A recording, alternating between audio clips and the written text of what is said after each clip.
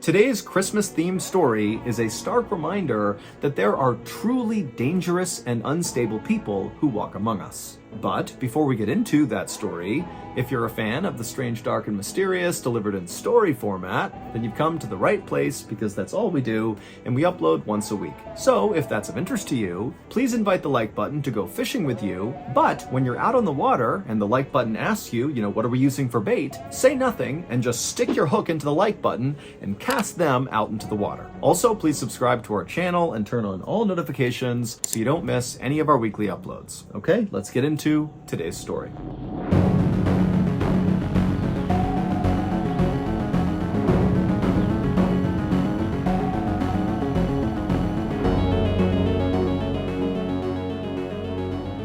On the evening of December 20th, 2022, a young woman named Moon Soo-ho, along with her boyfriend, whose name was Lee Ki-young, sat at a table at a Korean barbecue restaurant in northern Seoul, which is the capital city of South Korea. The couple didn't even have any food yet, but Moon was not even looking at the menu. Instead, she was excitedly checking her watch, waiting for her parents to arrive. This dinner was a very special occasion for Moon because she had been dating Lee for several months now and she was totally in love with him, but she had not introduced him to her parents yet. And so Lee had surprised her with reservations to this restaurant tonight for 4 people. He had invited her parents to come to the dinner so they could all finally meet. Moon looked across the table at Lee and she smiled because she knew as soon as her parents saw this guy, they were going to be impressed. Lee was a 32-year-old Army veteran with lots of crazy stories from his time in the military. He was also exceptionally good-looking, he was very well educated, and he came from a family that was extremely successful and very wealthy. Lee's grandfather owned the high-rise building that Lee was staying in. I mean, this family was very influential and powerful in South Korea. But Lee was not full of himself. He was very humble, he was kind and polite, and he had a total soft spot for little animals. He had adopted a dog and 3 cats and adored them.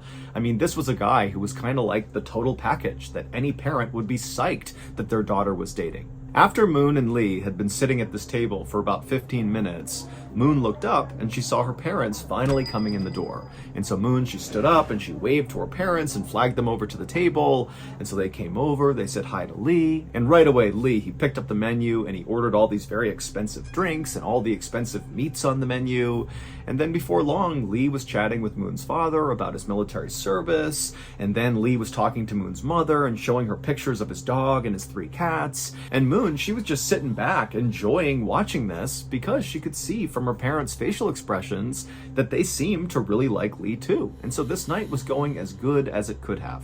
Moon and Lee and Moon's parents stayed at this restaurant for at least 2 hours, just enjoying each other's company and throwing back a lot of drinks and eating expensive food. And by the end of the night, when the parents got up to leave, they were like hugging Lee and slapping him on the back and telling him how great he was. And Lee was doing the same thing to the parents. It was like really they had hit it off. But after Moon's parents were gone, Moon and Lee, they left the restaurant too, and they began walking across the street towards the parking garage where Lee had parked.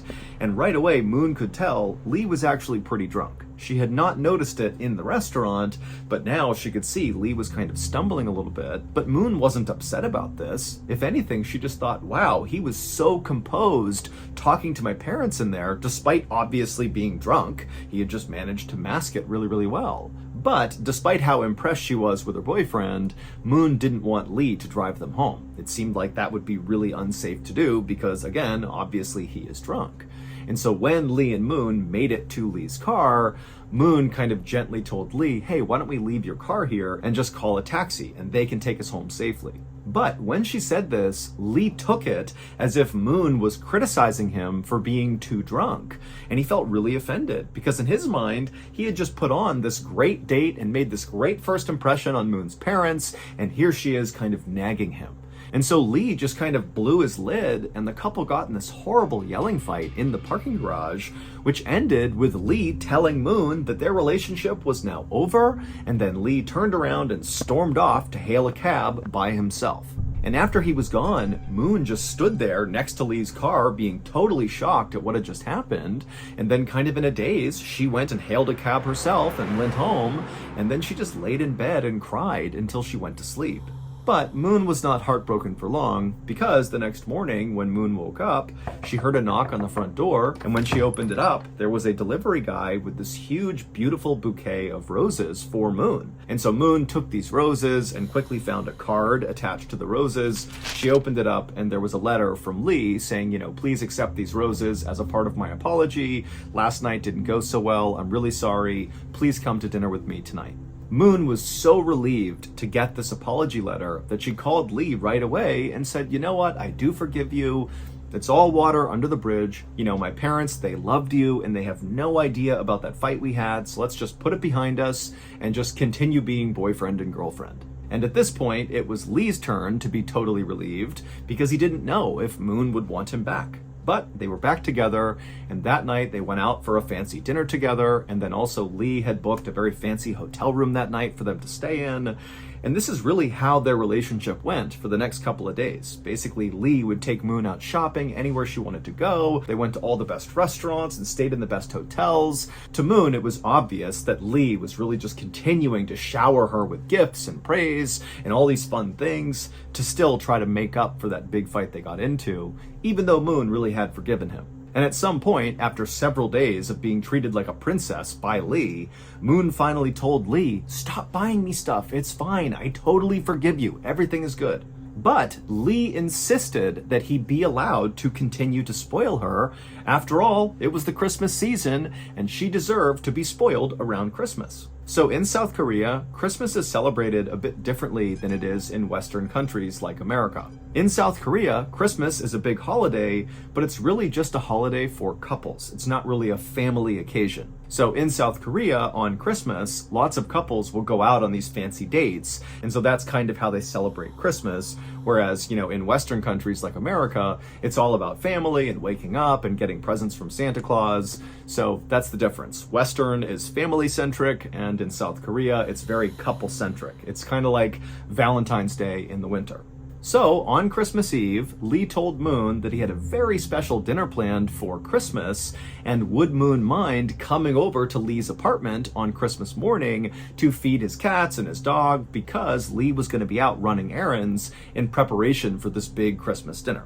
And of course, Moon said she would. So, at around 11 a.m. on Christmas Day, Moon hopped off the elevator inside of Lee's apartment building and began walking down the hall towards his door, carrying the key to his door.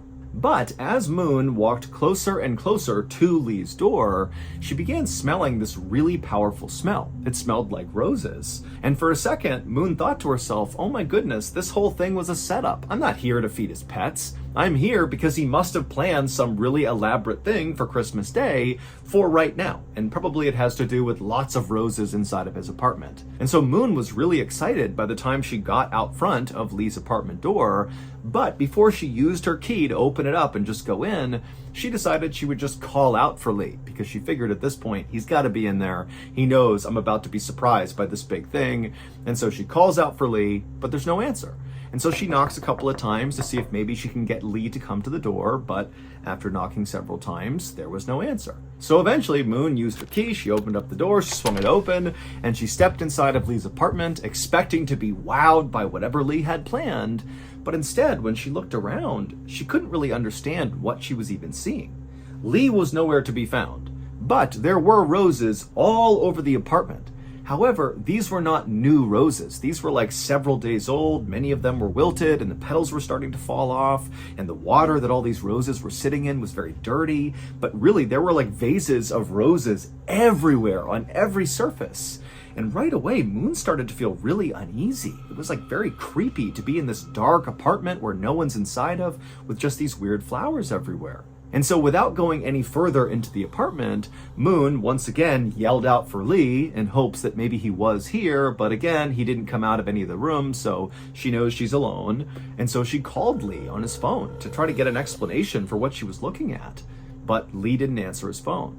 By this point, Lee's 3 cats were circling around Moon's legs because they were eager to be fed, and so Moon kind of stopped thinking about this strange flower situation and looked over at the cats' bowls and saw there was no dry food. They had eaten all of their food. And so Moon began walking over to the bowls when she realized Lee had not told her where he kept the cat food, and so she had no idea where it was. So Moon began opening all the kitchen cabinets, hoping to find this cat food somewhere, but she didn't, and so eventually she left the kitchen and she walked down this hallway inside of the apartment, and she found there was a skinny closet in the hallway that looked like a place where you would store cleaning supplies and vacuums and that sort of thing. So she reached down and tried to open it.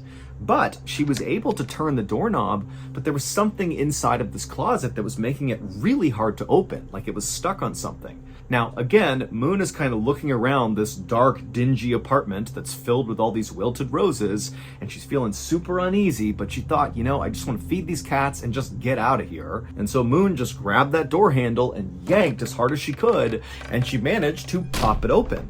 And for a second, Moon just stared at the inside of the closet, having no idea what she was even looking at. And then she started to scream.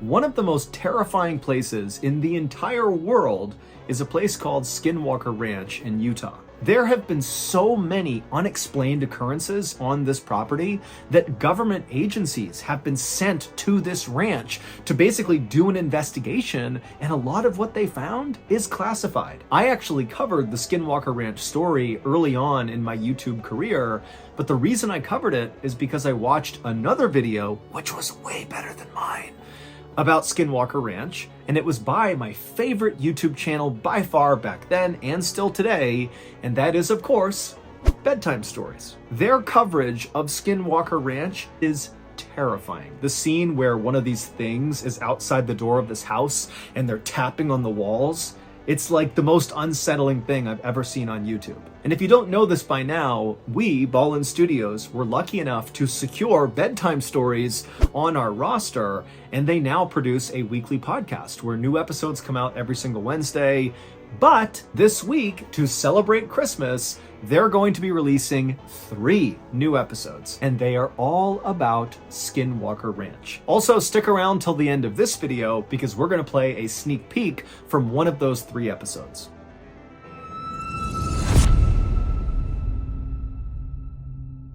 It would turn out virtually everything Moon thought she knew about Lee, her boyfriend, was wrong. 5 days earlier, after Moon and Lee had gotten into that horrible fight in the parking garage following the dinner with Moon's parents, Lee had made it seem like he was storming off to go hail a cab and drive home on his own. But in reality, after he stormed off, he waited for Moon to walk away and get a cab on her own, and then Lee just walked right back over to where he had parked his car in the parking garage. He got inside, turned it on, and began driving home. But on his drive home, he actually crashed into a taxi driver. Now, neither Lee nor the taxi driver were harmed in this accident, and both cars were still drivable, but Lee actually had a really big problem with drinking and driving. 9 years earlier, in 2013, when Lee was serving in the military, he was put in military prison for drunk driving. And then after he got out of the military, he was arrested 2 more times for drunk driving in 2018 and 2019. And so even though this accident with the taxi driver was very minor, Lee did not want to go to police and report this accident because if officials got involved, they would see that Lee has this horrible history of drunk driving and he would get in way more trouble. And so Lee convinced the taxi driver to just allow him to pay him privately for the damages in order to avoid getting officials involved. However, the taxi driver, who was open to this, demanded that Lee pay him in cash. He didn't want some sort of deferred payment plan. He wanted to be paid now. And so Lee said, okay, well then let's go to my apartment and I'll just pay you there. However, when the taxi driver and Lee got to Lee's apartment, they got in a fight over how much money Lee actually needed to pay the taxi driver for the damages. And eventually, Lee just kind of snapped and beat the taxi driver to death and then stuffed his body inside of that cleaning closet in his apartment's hallway. And so that's what Moon had seen when she had opened up that closet. She saw the corpse of the taxi driver. And then after Lee had murdered the taxi driver, he stole the taxi driver's credit cards and his cell phone, and Lee would use the taxi driver's credit card to pay for all those lavish dinners and hotel stays and gifts over the next few days as Lee spoiled Moon for Christmas. And also during that time, Lee was using the taxi driver's cell phone to send messages to the taxi driver's family to convince them that he was still alive. Also, Lee went out and bought a whole bunch of bouquets of roses and put them all over his apartment to try to mask the smell of the rotting corpse inside of his closet. But this murder and Lee's horrible drunk driving were not his only secrets. Lee claimed he was from this very wealthy, successful family that owned all these amazing high-rises in South Korea, but that was all a big lie. Lee was not from a very successful family. He did not have any money. He basically just borrowed money from family and friends and then lied about how he acquired the money, claiming he was this big, successful, wealthy guy.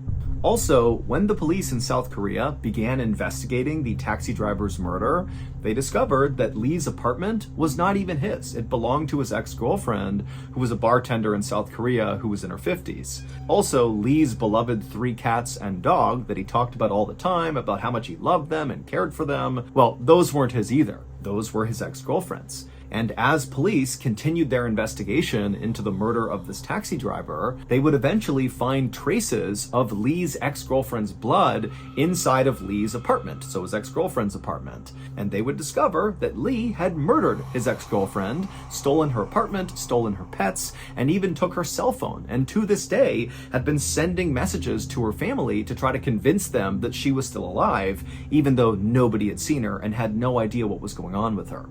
Lee was ultimately arrested for 2 counts of murder, and he would quickly admit that he did kill the taxi driver and his ex-girlfriend. However, by this point, police had located the cell phone of a missing woman amongst Lee's things, and so they became very suspicious that he might have had something to do with this 3rd woman's disappearance. However, to this day, Lee has denied having anything to do with this missing woman, and they still have no idea what happened to her, and so that case is kind of on hold. Despite how totally crazy this whole story sounds, the craziest part actually happened after Lee was arrested.